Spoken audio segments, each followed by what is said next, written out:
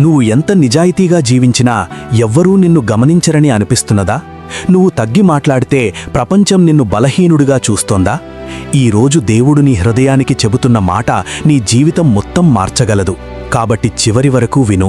మనలో చాలామందికి ఈ పోరాటం చాలా నిజమైనది. మనం బయటకు బాగానే కనిపిస్తాం, కానీ లోపల మాత్రం ఇలా అనుకుంటుంటాం, నేనింత చేసినా ఎవ్వరూ గుర్తించలేదు, నేను మౌనంగా ఉంటే నన్నెవరూ విలువ చెయ్యరు, నిజంగా వినయంగా ఉండాలా లేక అందరి ముందు నన్ను నేను నిరూపించుకోవాలా? ఇంట్లో మనం చేసే త్యాగాలు సహజమైనవిగా తీసుకుంటారు. ఆఫీస్లో మన శ్రమకి మరొకరికి పేరు వస్తుంది. పరీక్షలో, సంఘసేవలో మనం నిజాయితీగా పనిచేసినా ఎవరికి దగ్గరగా ఉంటే వారినే ముందుకు తీసుకెళ్తున్నట్టు అనిపిస్తుంది. కొన్ని రాత్రుల్లో మనం నిశ్శబ్దంగా ఇలా కూడా అనుకుంటాం, దేవుడా, నేను తప్పుగా చేస్తున్నానా? నేనెందుకు ఎప్పుడూ వెనకపడుతున్నాను? తగ్గిపోతే అందరూ నాపైనే నడుస్తారా? గుర్తింపు కోసం అలసిపోయిన మనస్సు ఎంత మౌనంగా ఏడుస్తుందో దేవుడు చాలా బాగా తెలుసు. ఈ రోజు మనం మత్తయి సువార్త 23:1-12లోని యేసు బోధను వినబోతున్నాం. యేసు తన కాలంలోని శాస్త్రులు, పరిసయ్యుల బాహ్య ధార్మికతను చూసి ఒక గొప్ప సత్యం చెబుతాడు.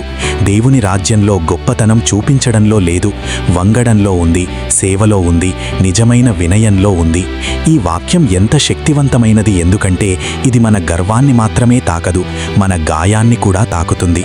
మనల్ని మనమే ఎత్తుకోవడానికి అలసిపోయినప్పుడు క్రీస్తు మనల్ని వినయంతో బ్రతకమని ఆహ్వానిస్తాడు. ప్రభువైన యేసయ్యా, ఈరోజు నీ వాక్యం ముందు మేము మౌనంగా, వినయంగా నిలుస్తున్నాము.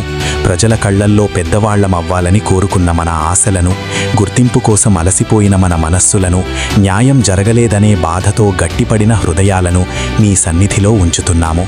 నీవు చెప్పిన వాక్యం మా ఆత్మలో నేడు నినదిస్తోంది. తనను తాను హెచ్చించుకొనువాడు తగ్గించబడును, తనను తాను తగ్గించుకొనువాడు హెచ్చించబడును. ప్రభూ, మన పెదవులు భక్తి మాటలు పలుకుతుంటే మన హృదయం ఖాళీగా ఉండకూడదు. మన సేవ మనుషుల కళ్ళ కోసం కాకుండా నీ చూపు కోసం ఉండాలి. మన ప్రార్థన ప్రశంసల కోసం కాకుండా నీ చిత్తానికి లోబడిన మౌన సమర్పణగా మారాలి. ప్రభూ, గర్వం కొన్నిసార్లు గట్టిగా మాట్లాడుతుంది, కానీ వినయం మౌనంగా వెలుగుతుంది.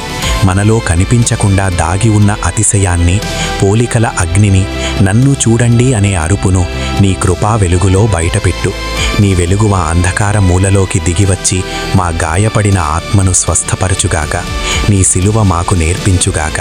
నిజమైన మహిమ ఎత్తుగా నిలబడడంలో కాదు, ప్రేమతో వంగడంలో ఉందని. వినయమనేది తనను తాను చిన్న చేసుకోవడం కాదు, దేవుని చేతుల్లో తన అసలు విలువలు కనుగొనడం. ప్రభు యేసు, ఈరోజు మేము మనల్ని మనమే నిరూపించుకోవాలనే తాపత్రయాన్ని నీకు అప్పగిస్తున్నాము. మా పేరును ఎవ్వరూ పలకకపోయినా నీవు మమ్మల్ని పిలుస్తున్నావని గుర్తించనివ్వు. మా శ్రమను ఎవ్వరూ గుర్తించకపోయినా నీవు దానిని చూశావని మమ్మల్ని ధైర్యపరచు. మేము తగ్గిన చోట నీవే మమ్మల్ని ఎత్తుము. మేము మౌనంగా వంగిన చోట నీవే మమ్మల్ని నిలబెట్టు. మేము మనుషుల మెప్పు వదిలిన చోట నీ సమాధానంతో మమ్మల్ని నింపుము. ఆమేన్.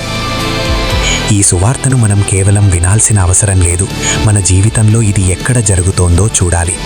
కొందరికి ఈరోజు సువార్త ఇంట్లో ప్రారంభమవుతుంది. నువ్వు ఎంత చేసినా అది సహజమైపోయినట్టే తీసుకుంటారు. ఉదయం లేచి అందరి కోసం పనిచేస్తావు, కానీ ఎవరు నువ్వు అలసిపోయావా అని అడగరు. అప్పుడు హృదయం మౌనంగా అంటుంది, నేను ఇక్కడ కనిపిస్తున్నానా లేదా? కొంతమందికి ఈ సువార్త కార్యాలయంలో మాట్లాడుతుంది. నువ్వే పనిచేస్తావు, కానీ సమావేశంలో మరొకరికి కీర్తి వస్తుంది. నువ్వే భారం మోస్తావు, కానీ ప్రమోషన్ ఇంకెవరికో దక్కుతుంది. అప్పుడు నువ్వు నీతోనే అనుకుంటావు, నేను నిజాయితీగా ఉంటే నష్టమేనా? మరికొందరికి ఈ సువార్త సేవలో తాకుతుంది. చర్చి సేవలో ఉన్నావు, ప్రార్థనా సమూహంలో ఉన్నావు, సంఘంలో పనిచేస్తున్నావు, కానీ లోపల ఇలా బాధపడుతున్నావు, నేను నిజంగా దేవుని కోసం చేస్తున్నానా లేక ఎవరైనా నన్ను గుర్తించాలనే కోరిక? ఇది మనం ఒప్పుకోవడానికి ఇష్టపడని ప్రశ్న, కానీ ఇదే ఆత్మ స్వస్థత ప్రారంభమయ్యే స్థలం. ఈ సమస్య బయట ఉన్న గౌరవం గురించే కాదు, లోపల ఉన్న గాయం గురించి. ఎవరూ చూడకపోవడం, ఎవరూ గుర్తించకపోవడం, ఎప్పటికీ మనల్ని మనమే నిరూపించుకోవాల్సిందే అనే అలసట, ఇవన్నీ చాలా లోతైన గాయాలు. చిన్నప్పుడు నుంచి కొందరం ఈ సందేశంతో పెరిగి ఉండవచ్చు, నువ్వు ఏదో సాధిస్తేనే విలువ ఉన్నవాడివి. అందుకే మనం మంచి పని చేసిన తర్వాత కూడా శాంతి రాదు. ఎందుకంటే మనం సేవ చేస్తున్నాం, కానీ లోపల గౌరవం కోసం వెతుకుతున్నాం. మనం వినయంగా కనిపించాలని కోరుకుంటాం, కానీ అదే సమయంలో కనిపించకుండా పోవాలని మాత్రం కోరుకోము. అది చాలా మానవమైన పోరాటం. దేవుడు దానిని అర్థం చేసుకుంటాడు. ఇప్పుడు యేసు చెబుతున్న సత్యం ఎంత అందమైనదో చూడండి. యేసు వినయం గురించి మాట్లాడినప్పుడు అది బలహీనత గురించి కాదు, అది అసత్యంగా చిన్నగా నటించడం గురించి కాదు, అది మన కానుకలను దాచిపెట్టడం కాదు. వినయం అంటే నా విలువను నేనే నిర్మించను, దేవుడు ఎప్పటికీ నాకు విలువ ఇచ్చాడు అని జీవించడం. యేసు చెప్పిన తనను తాను హెచ్చించుకొనువాడు హెచ్చించబడును అనే వాక్యం దేవుని సమయంపై విశ్వాసం ఉంచమనే ఆహ్వానం. నిన్ను నువ్వు ప్రచారం చేసుకోకపోయినా దేవుడు నిన్ను మరచిపోడు. ఈ వాక్యం ఎంతమందికి స్వేచ్ఛ ఇస్తుందో తెలుసా? ఎందుకంటే మన గొప్పతనం మన స్టేజ్ పై కాదు, మన హృదయంలోని నిజాయితీలో ఉంది. కానీ ఈరోజు దేవుడు నీకు చెబుతున్నాడు, బిడ్డ, నువ్వు ఎప్పుడూ నీ పేరును కాపాడుకోవడానికి పోరాడాల్సిన అవసరం లేదు. నేను నిన్ను చూస్తున్నాను. నీవు మౌనంగా చేసిన పని నేను చూశాను. నీవు మింగేసిన బాధ నాకు తెలుసు. నీవు ఎవరికి చెప్పని కన్నీరు కూడా నా ముందుంది. ఈ మాట విను. ప్రజలు నిన్ను పక్కన పెట్టిన చోట దేవుడు నిన్ను సిద్ధం చేస్తున్నాడు. ఇది ఓటమి కాలం కాకపోవచ్చు, ఇది మూలాలు లోతుగా పెరుగుతున్న కాలం కావచ్చు. నువ్వు తగ్గిన చోట దేవుడు పని చెయ్యలేదని అనుకోకు. చాలాసార్లు దేవుడు ఎత్తే ముందు మనలోని గర్వాన్ని మృదువుగా విడదీస్తాడు. ఆయన ముందుగా మన స్థితిని కాదు, మన హృదయాన్ని సిద్ధం చేస్తాడు. అందుకే ఈ రోజు కోసం ఒకే ఒక ఆధ్యాత్మిక సంకల్పం తీసుకుందాం. ఈరోజు నేను చేసే ఒక మంచి పనిని ఎవరికీ చెప్పకుండా దేవునికే అర్పిస్తాను. ఇది చిన్న పని కావచ్చు, ఇంట్లో ఎవరికైనా సాయం చేయడం, పనిలో నిశ్శబ్దంగా నిజాయితీగా చేయడం, చర్చిలో ఎవరూ చూడని పని చేయడం, లేక నిన్ను బాధించిన వారి కోసం మౌనంగా ప్రార్థించడం. ఆ పని ఎవ్వరికీ తెలియకపోయినా దేవునికి అది తెలిసి ఉంటుంది. అక్కడే హృదయం నెమ్మదిగా స్వేచ్ఛను నేర్చుకుంటుంది. అక్కడే మనం ఈ ప్రపంచపు చప్పట్ల కంటే పరలోకపు శాంతి గొప్పదని తెలుసుకుంటాము. మరి గమనించు, వినయం అంటే నిన్ను తక్కువగా చూసుకోవడం కాదు.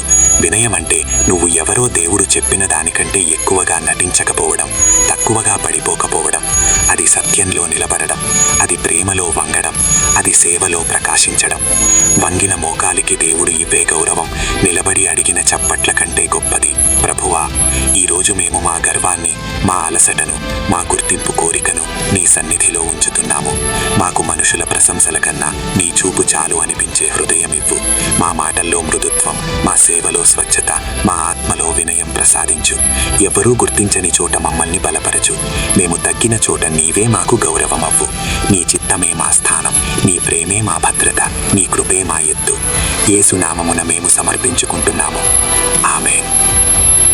ఈరోజు సువార్తలో ఏ మాట నీ హృదయాన్ని బలంగా తాకింది? నువ్వు ఎప్పుడైనా ఎవ్వరూ నన్ను చూడటం లేదు అని అనిపించిన ఒక సంఘటన ఉంటే కమెంట్లో పంచుకో. Your comment could help someone who feels completely alone today. మనము ఒకరికొకరం సాక్ష్యంగా, ధైర్యంగా నిలబడదాం. ప్రతిరోజు ఇలాంటి సువార్త ధ్యానాలు, ప్రార్థనలు, హృదయాన్ని బలపరిచే ఆధ్యాత్మిక సందేశాల కోసం మా ఆధ్యాత్మిక కుటుంబంలో చేరండి.